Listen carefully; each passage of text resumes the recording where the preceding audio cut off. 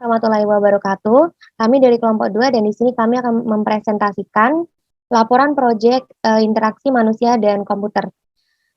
Laporan ini disusun oleh kita, kelompok 2 dari kelas IMKA, dengan anggota saya sendiri Amanda Fania dengan NIM 21241010-2014. Lalu ada teman saya, Gustian Arya Satya dengan NIM 21241010-2060. Dan yang ketiga ada Chico Edo Febrian dengan NIM 21241010-2081. Baik, selanjutnya ada daftar isi dan juga ada daftar gambar yang telah kami susun di sini sesuai dengan urutannya. Yang pertama yaitu bab 1 pendahuluan. Di sini kami mengambil judul proyek dengan judul perancangan aplikasi penyedia layanan rekomendasi dan diskusi kuliner Delicious. Jadi Delicious adalah nama aplikasi kita di sini. Latar belakangnya yaitu Indonesia merupakan negara dengan keragaman budaya pada masing-masing daerahnya. Keberagaman tersebut itu juga menambah pada keberagaman kuliner yang ada pada masing-masing daerah. Jadi setiap daerah memiliki cita rasa dan keunikannya tersendiri pada olahan kulinernya dan setiap orang memiliki selera yang berbeda-beda. Beraneka ragamnya kuliner ini juga berpengaruh dengan banyaknya restoran atau rumah makan yang ada di Indonesia, yang dimana setiap rumah makan itu memiliki keunikan dan kelebihannya masing-masing yang membuat banyaknya variasi atau pilihan bagi masyarakat yang mereka tuh bisa memilih rumah makan yang sesuai dengan kriteria masing-masing. Tetapi dalam suatu kondisi tertentu, pasti beberapa orang memiliki kriteria khusus terkait dengan restoran atau rumah makan yang dimulai dari makanannya, fasilitas yang disediakan, dan lain-lain. Hal tersebut itu sering dialami oleh masyarakat Indonesia, khususnya di bulan saat ini yaitu bulan Ramadan. Jadi pada saat bulan Ramadan, masyarakat Indonesia umumnya sering mengadakan buka bersama yang biasanya dihadiri oleh orang-orang terdekat mereka. Nah, berkaitan dengan hal tersebut, maka dilihat bahwa orang-orang itu memiliki kriterianya masing-masing dalam memilih rumah makan atau restoran.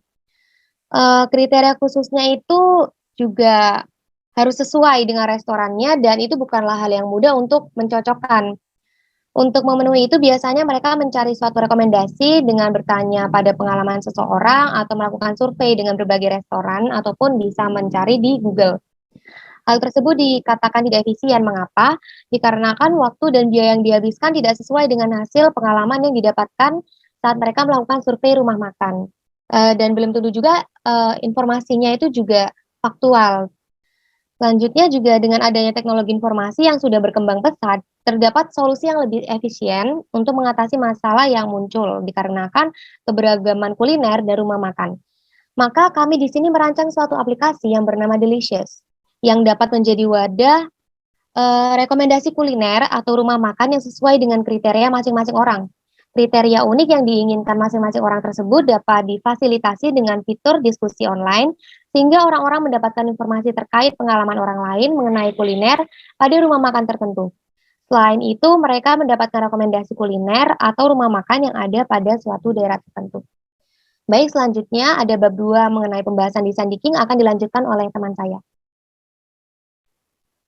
Baik, saya di sini akan menjelaskan terkait bab 2 pembahasan dari design thinking. Nah, di metode design thinking ini ada tahapan yang pertama yaitu tahapan empathize, di mana kita menggali karakter yang dimiliki oleh pengguna yang akan kita tuju, targetnya yang akan kita tuju. Jadi kita di sini sebagai developer memposisikan diri sebagai user. Dan di mana di tahapan awal empathize ini kita harus menyusun yang namanya empathy mapping.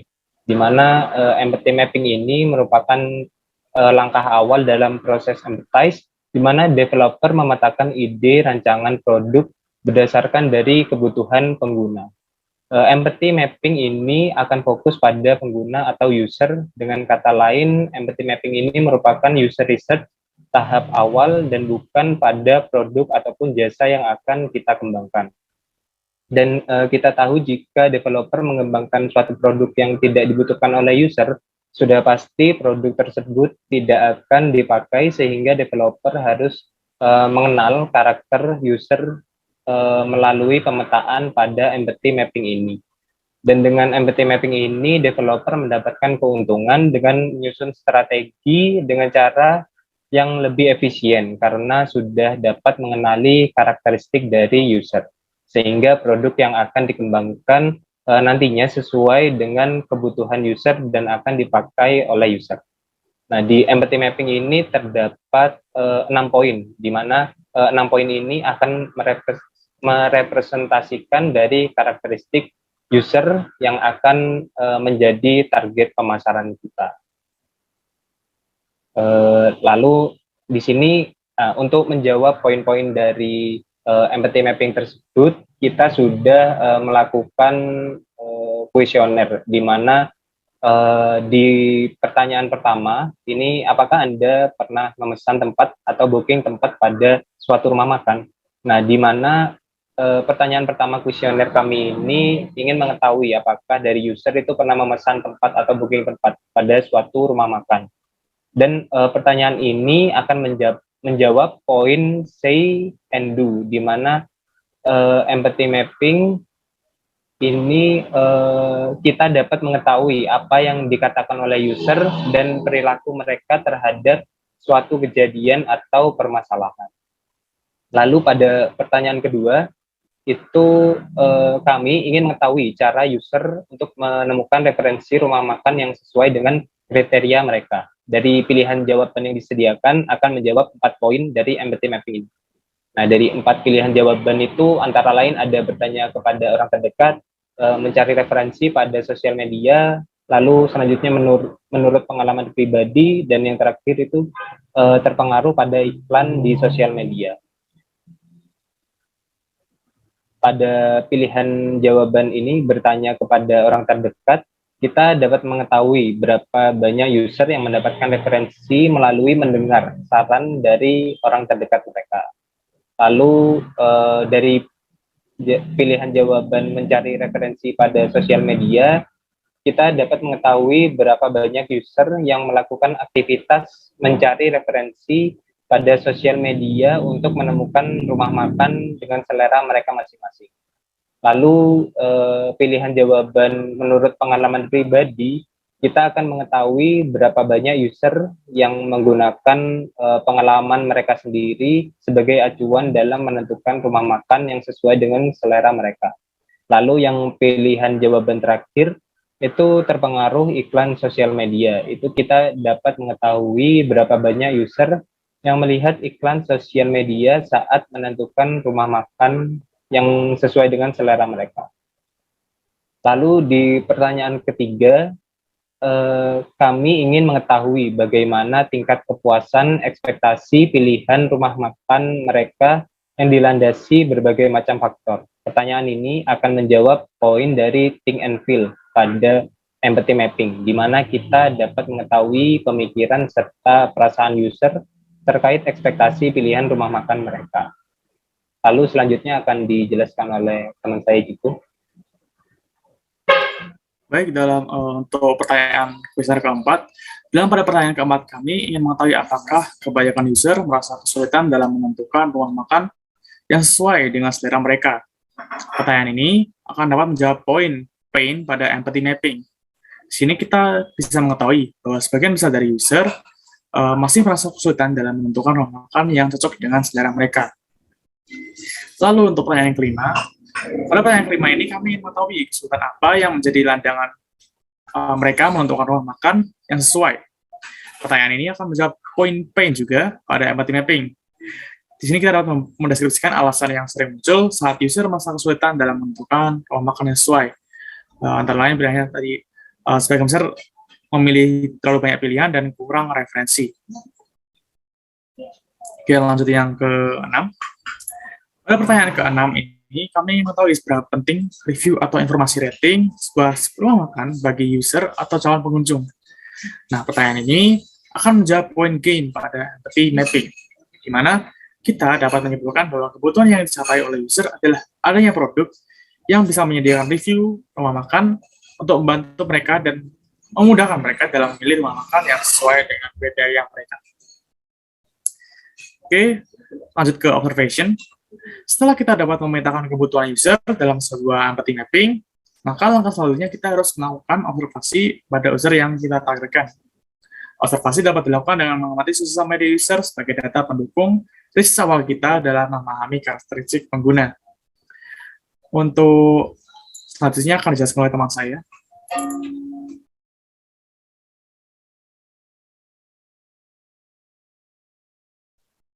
Baik, yang selanjutnya di sini ada tahap yang define. Jadi define itu kita sebagai developer itu akan membahas permasalahan dan tantangan dari pemenuhan kebutuhan user. Jadi berdasarkan data yang sudah didapatkan itu pada tahapan empathize kita sudah mengetahui karakteristik dan permasalahan yang muncul sehingga kita hanya harus memetakan permasalahan dan tantangannya yang muncul. Lalu di sini ada hipotesis dan juga background. Berdasarkan survei, beberapa orang pernah memesan tempat atau booking tempat pada suatu rumah makan. Namun, mereka merasa rumah makan tersebut tidak sesuai dengan ekspektasi mereka. Selain itu, mereka sering mengalami kesulitan dalam mencari rumah makan yang sesuai dengan kriteria. Contohnya, terlalu banyak pilihan, kurang referensi, dan lain-lain. Lalu di sini ada objektif, mempermudah orang-orang dalam menemukan restoran atau rumah makan yang sesuai dengan kriteria mereka masing-masing. Lalu di sini ada how might we challenge. Jadi di sini saya akan menjelaskan gambar ini. Jadi yang pertama di sini ada main flow-nya. Jadi di main flow-nya itu kita yang pertama itu akan mencari dan menentukan waktu sekaligus kriteria restorannya. Biasanya orang-orang atau user akan melakukan hal tersebut. Lalu selanjutnya mereka akan mencari restoran yang sesuai dan mereka akan menemukan restoran yang sesuai tergantung mereka bisa melakukan reservasi atau tidak, dan mereka mau melakukan reservasi atau tidak. Jika mereka sudah menentukan tempatnya, mereka pergi dan makan di restoran tersebut, lalu selanjutnya memberikan review atau rating pada rumah makan. Lalu selanjutnya di sini ada action-nya, tindakan yang diambil. Jadi yang pertama sesuai dengan yang di atas, jadi mereka akan mencari dan menentukan kriteria restorannya. Lalu di saat mereka sedang mencari restoran yang sesuai, pasti di action mereka menanyakan referensi rumah makan kepada orang-orang yang terdekat. Lalu mereka juga mencari referensi pada media sosial. Selanjutnya mereka akan menemukan dan mengonfirmasi restorannya. Jika sudah, mereka akan pergi dan makan di restoran tersebut, dan jika mereka sudah pergi ke restoran tersebut dan juga selesai, mereka akan memberikan review pada suatu rumah makan tersebut. Dan di sini ada penjelasan lagi di bawahnya. Dalam proses mencari restoran yang sesuai, selain mereka menanyakan referensi dan juga mencari referensi pada media sosial, mereka biasanya akan flashback dengan adanya pengalaman pribadi mereka sendiri. Lalu mereka akan memastikan informasi mengenai restoran tersebut itu sesuai atau tidak. Nah, jika sudah, biasanya mereka akan mendapatkan hasil yang sesuai dengan ekspektasi mereka atau tidak. Tapi di sini mereka biasanya akan merasa senang. Lalu selanjutnya ada problems, dan di sini adalah menjelaskan masalah yang dialami. Jadi masalah yang dialami yang pertama yaitu susah menyatukan kriteria dan menentukan waktu yang sesuai dengan restorannya. Lalu selanjutnya ada permasalahan yang kedua yaitu saran referensi orang terdekat tidak sesuai dengan kriteria pribadi kita. Lalu yang selanjutnya ada referensi pada media sosial terlalu banyak pilihannya sehingga tidak spesifik gitu. Lalu masalah yang keempat di sini masih belum menemukan restoran atau membutuhkan waktu yang lama karena mereka belum menemukan restoran yang sesuai dengan kriteria mereka masing-masing. Dan jika tidak, mereka tidak akan menemukan restoran yang sesuai dengan kriteria dan tidak akan sesuai dengan ekspektasinya. Lalu jika mereka menemukan restoran tersebut, beberapa reviewnya pelanggan tidak akan sesuai dengan realitanya, jadi tidak sesuai dengan ekspektasinya. Lalu di sini ada how might we-nya. Jadi di sini apa yang harus kita lakukan di sini? Jadi kita itu membantu user agar lebih mudah menyesuaikan waktu dan kriteria restorannya.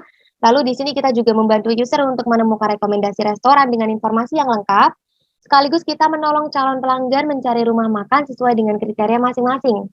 Selain itu, kita di sini juga membantu user untuk menemukan rekomendasi restoran dengan informasi yang jelas dan faktual. Kita di sini juga membantu memvalidasi informasi suatu rumah makan, jadi di sana bersifat faktual. Lalu kita di sini juga membantu user menemukan restoran dengan waktu yang lebih efisien lagi. Selain itu juga membantu user dalam memilih rumah makan yang tidak mengecewakan user. Dan jika sudah, kita di sini membantu user untuk menyebarkan informasi sesuai dengan review pada restoran yang akhirnya pasti outputnya akan senang dan reviewnya pasti juga akan bagus. Baik, selanjutnya di sini akan dijelaskan oleh teman. Baik, selanjutnya saya akan menjelaskan tentang value proposition yang ada pada tahapan define ini. Jadi pada value proposition ini kita mengambil objeknya, yaitu aplikasi yang akan kita kembangkan, yaitu dengan nama Delicious. Lalu Delicious ini akan memberikan nilai kepada user kita, yaitu mempermudah orang-orang dalam menemukan restoran atau rumah makan yang sesuai dengan kriteria mereka masing-masing dengan cara yang lebih efisien. Lalu dari poin tersebut kami membagi poin-poin itu kembali dalam suatu tabel value proposition, yang dimana di sini ada poin pertama yaitu UX atributnya, yang dimana di nomor 1 ini ada usefulness, satisfaction, sama effectiveness. Jadi dari tantangannya ini membantu user agar menemukan restoran yang sesuai dengan kriteria. Lalu poinnya apakah dari tantangan ini sudah berhasil atau tidak dapat kita lihat pada poin signal ini, yaitu user berhasil menemukan restoran yang sesuai dengan kriteria. Lalu matrix to measure ini adalah poin yang menjadi tolak ukur apakah kita berhasil menjawab tantangan yang sudah ada sebelumnya, yaitu jumlah user yang akan menemukan restoran yang sesuai dengan kriteria. Lalu di nomor 2 ada sama, tantangannya itu membantu user agar menemukan restoran yang sesuai dengan kriteria melalui rekomendasi dengan cara yang lebih efisien. Lalu signalnya itu user berhasil menemukan restoran yang sesuai dengan kriteria melalui rekomendasi dengan cara yang lebih efisien. Lalu tolak ukurnya yaitu total waktu yang diperlukan user untuk menemukan restoran yang sesuai dengan kriteria. Nah, itu akan menjawab dari UX atributnya, yaitu efisiensi, dan emotional impact. Lalu poin ketiga, tantangannya membantu user agar menemukan restoran yang sesuai dengan kriteria melalui platform diskusi online. Lalu signalnya user berhasil menemukan restoran yang sesuai dengan kriteria melalui platform diskusi online. Dan ini matrix to measure-nya yaitu total waktu yang diperkirakan user untuk menemukan restoran yang sesuai dengan kriteria melalui platform diskusi online yang akan menghasilkan atau menjawab dari UX atributnya yaitu efisiensi dan emotional impact. Lalu poin selanjutnya akan dijelaskan oleh teman saya. Baik, lanjut ke tahapan ideate. Nah, pada tahapan ideate ini, kita sebagai developer sudah mulai mencari jawaban atas permasalahan yang sudah dipetakan pada tahapan define sebelumnya. Kita sudah dapat mengimplementasikan solusi yang kita dapatkan pada tahapan ideate ini kepada desain mockup yang akan dikembangkan. Lalu ke step selanjutnya, yaitu generative design. Ada generate ideas. Dari data permasalahan dan karakteristik yang sudah didapatkan, muncul sebuah ide untuk membuat aplikasi yang dapat memberikan review terkait rumah makan dan kuliner yang ada pada suatu daerah. Kita harus memberikan pengalaman yang menarik pada user saat menggunakan produk kita, karena model promosi yang lebih disukai oleh user adalah dengan menanyakan pengalaman pribadi orang terdekat mereka, seperti berdasarkan data kuesioner. Kita juga dapat membuka platform diskusi bagi user untuk langsung menanyakan kriteria rumah makan dengan spesifik yang nantinya dapat dibantu dari referensi orang lain. Dengan melakukan kerjasama dengan berbagai rumah makan, kita dan memberikan paket promosi bagi calon pengunjung yang akan mengunjung suatu rumah makan melalui referensi dari produk kami. Yang selanjutnya mungkin dijelaskan oleh teman saya. Baik, yang selanjutnya di sini ada future hook design. Jadi pada future hook design ini kita memetakan habit baru yang dapat dirasakan oleh user dengan adanya produk kami. Jadi dengan berbagai faktor pendukung user menggunakan produk kami, entah itu dari luar maupun dari dalam, serta menentukan perilaku apa yang dilakukan user saat menggunakan produk. Dan akhirnya akan memberikan investasi dan pencapaian yang akan diraih user saat menggunakan produk kami. Baik, selanjutnya di sini tuh ada future hook design-nya, gambar 2311. Jadi di sini yang pertama ada trigger atau eksternalnya. Jadi apa yang menyebabkan kita itu akan melakukan suatu aktivitas itu. Jadi kita tuh biasanya saat ingin memesan suatu makanan atau ingin pergi ke restoran, pasti Mungkin yang pertama ada dikarenakan bulan puasa. Jadi teman-teman itu mengajak buka bersama. Yang kedua ada melihat restoran yang ramai dan promo beserta iklan di mana-mana. Yang ketiga ada keluarga mengadakan acara makan bersama. Lalu di sini ada yang internal. Jadi yang internal ini yang pertama ada bosan jika buka sendirian di rumah dengan menu yang monoton. Lalu yang kedua juga sudah lama tidak mengadakan acara keluarga dan ingin mengajak makan bersama. Lalu yang ketiga di sini ada ingin mencoba menu yang ada di restoran. Lalu berikutnya di sini tuh ada actionnya. Jadi actionnya kita itu saat menggunakan aplikasi Delicious itu, jadi kita akan membuka aplikasi Delicious-nya, lalu kita menentukan jenis kuliner yang ingin kita cari. Lalu selanjutnya di sini melihat review rumah makannya. Jika sudah, kita menentukan nih rumah makan yang sesuai dengan kriteria kita masing-masing. Jika sudah, kita menentukan wishlist kunjungannya. Selanjutnya yaitu mendatangi rumah makan yang masuk ke dalam daftar wishlist kita. Selanjutnya kita menikmati pelayanan rumah makan pilihan kita sendiri. Dan jika kita sudah menikmatinya, kita akan memberikan review rumah makan tersebut dan setelah itu selesai. Lalu di sini ada investmentnya. Investmentnya yaitu ada 4. Yang pertama yaitu waktu yang dihabiskan untuk menentukan waktu dan kriteria restorannya. Yang kedua yaitu waktu yang dihabiskan untuk menemukan restoran atau makanan yang sesuai dengan kriteria kita. Yang ketiga ada uang yang dihabiskan dan yang keempat ada waktu yang dihabiskan di restoran. Setelah itu yang terakhir di sini ada variable reward. Jadi di sini ada 7. Yang pertama yaitu penentuan waktu dan kriteria untuk restoran lebih mudah karena banyak pilihannya. Yang kedua yaitu waktu untuk mencari restoran yang sesuai kriteria itu lebih singkat. Yang ketiga ada tenaga yang dikeluarkan tentu lebih sedikit. Yang keempat ada pelayanan dan menu yang ada di restoran sesuai dengan informasi yang didapat. Yang kelima di sini puas dengan rasa atau pelayanan yang diberikan oleh restoran. Dan yang keenam yaitu punya pengalaman untuk diceritakan dan perasaan menjadi senang. Dan yang ketujuh yaitu menemukan jenis restoran atau makanan baru yang belum ditemukan sebelumnya. Baik, selanjutnya akan dilanjutkan oleh teman.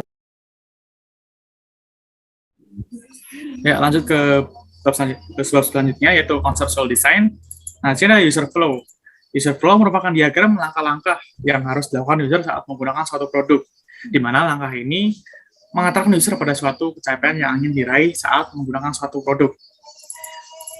Mungkin bisa diperlihatkan user flow-nya seperti apa. Nah, kurang lebih segini diagram user flow kita, dan mungkin tidak perlu dijelaskan karena kita ada tampilan dari UI design yang sudah dibangun berdasarkan user flow. Jadi pasti bakal lebih gampang lah untuk melihatnya. Nah, di sini mungkin saya akan jelaskan sedikit UI design-nya.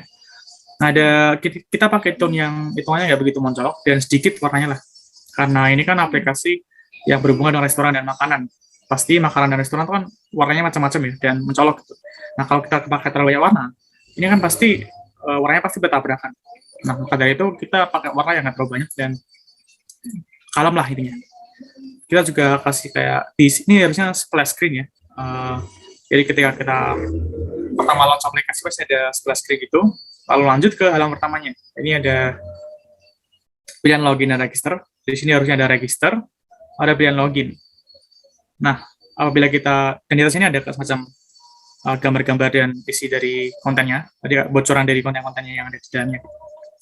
Apabila kita pilih login, maka akan lanjut ke pilihan login di sini, bisa dilihat. Ada bisa login pakai emailnya yang sudah dibuat, atau pakai email Google dan Facebook. Nah, apabila tadi pilih register, keempat, ada create username, lalu ada create password, dan delete password. Di sini juga ada pilihan skip. Jadi apabila skip, kita akan masuk ke pilihan login lagi. Gitu.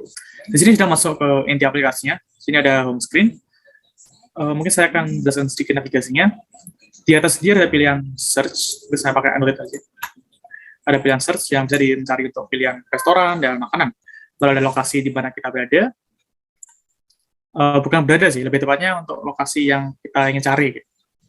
Lalu ada tampilan sambutan di sini. Ada trending restoran, semacam bisa berganti-ganti. Jadi misalkan promo atau apa bisa sini. Trending restoran ada special offer-nya, ya promo-promo gitu. Lalu jenis-jenis makanan. Lalu navigasi utama di sini, dimana ada home, wishlist, history. Jadi kayak history makanan gitu. Apa aja restoran yang ada dikunjungi atau makanan yang sudah dicoba. Ada profil.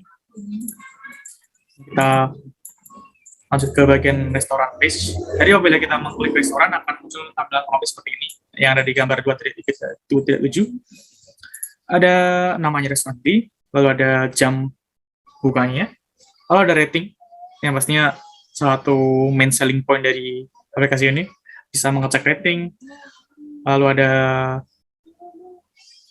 ciri khas restoran, dan berapa range harganya. Jika bila ada $5 di sini ya, itu menandakan kira-kira dari skala 1 sampai 5 tuh seberapa mahal gitu. Nah, kalau ada pilihan chat di sini, jadi ini juga bisa untuk chat restoran ya. Jadi apabila kita mau booking restoran gitu bisa. Lalu ada menu-menunya di sini, bisa add to favorite. Mungkin lanjut lagi ke pilihan satunya. Nah, di sini ada tampilan history. Nah, di sini ada history seperti kayak hari ini kita tuh habis search apa aja. Di sini ada minggu kemarin, dan mungkin harusnya ditambahin semacam tulisannya sih, kayak kelopaannya. Kita lanjut ke halaman profil. Ada nama username kita, nomor telepon, email, dan ada pilihan-pilihan seperti change language, change password, notification, account settings, dan general info seperti about delicious, privacy and policy, dan rate us. Ada pilihan local juga. Kurang lebih semua fitur navigasi utama yang dari empat tombol di bawah ini sudah dijelaskan. Apa sudah berakhir ya? Saya sudah berakhir. Mungkin bisa tutup oleh teman saya.